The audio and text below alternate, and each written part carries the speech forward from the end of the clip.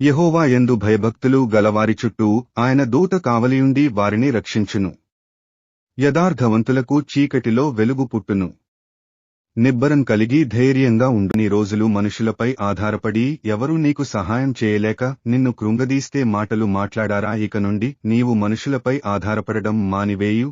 నేను నీకు సహాయం చేస్తాను, నా బలమైన హస్తముతో నిన్ను దీవిస్తాను. నీవు ఊహించని ఆశ్చర్యకార్యాలు చూస్తావు. నీ కుటుంబం గురించి ఎందుకు చింతిస్తున్నావు? నీ కుటుంబ సభ్యులకు ఏదైనా జరుగుతుందేమో భయపడుతున్నావు. భయపడకు, నేను నోవహు కుటుంబాన్ని కాపాడిన దేవుడును.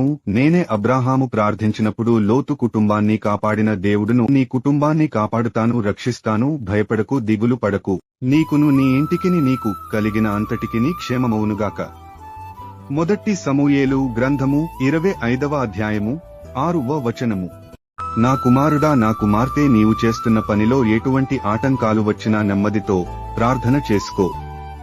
నాకు వచ్చిన సమస్యను పరిష్కరించే జ్ఞానాన్ని దయచేయమని దేవుని అడుగు.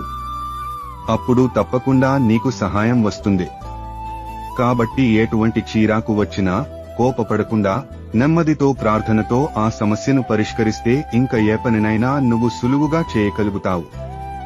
కాబట్టి ఎప్పుడైనా ముందు దేవునికి ప్రార్థన చేయడము మాత్రము మర్చిపోకండి.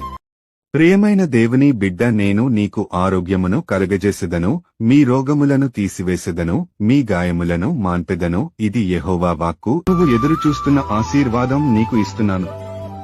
నువ్వు ఇంతకాలం పడిన బాధ, వేదన, కష్టం, ఇబ్బంది, ప్రతి సమస్యల నుంచి నిన్ను విడిపిస్తున్నాను.